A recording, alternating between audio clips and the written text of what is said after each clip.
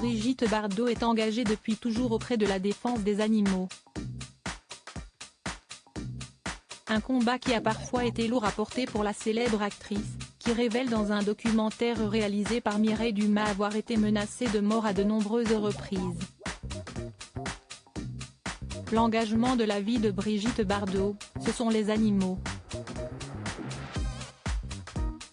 L'immense icône du cinéma français a toujours préféré nos amis à quatre pattes aux humains. Lorsque son fils, Nicolas, est né, elle avait même confié des années après qu'elle aurait préféré accoucher d'un chien.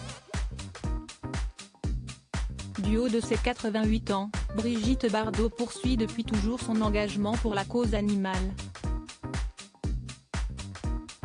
Le 31 décembre 2022, elle n'avait pas hésité à s'en prendre à Emmanuel Macron dans les colonnes du journal du dimanche, en révélant ses souhaits pour l'année 2023.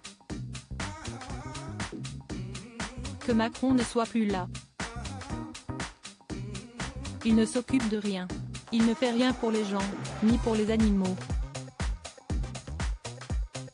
Et encore moins pour la France, avait-elle tranché.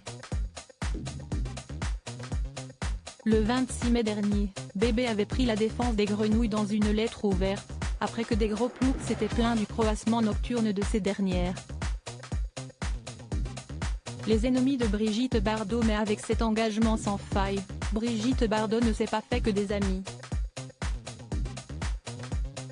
Bien au contraire. Dans le documentaire Brigitte Bardot l'insoumise, diffusé sur Canal+ Docs 19 juin, l'ancienne compagne de Roger Vadim raconte s'être mis à dos pas mal de monde.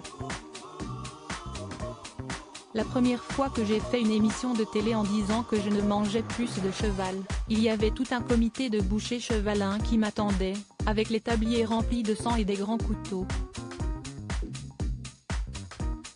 Ils ont dit à mon gardien, quand elle arrivera à ta patronne, tu lui diras qu'on l'attend avec les couteaux, on va lui expliquer ce qu'on pense de ce qu'elle a dit, s'est-elle souvenue.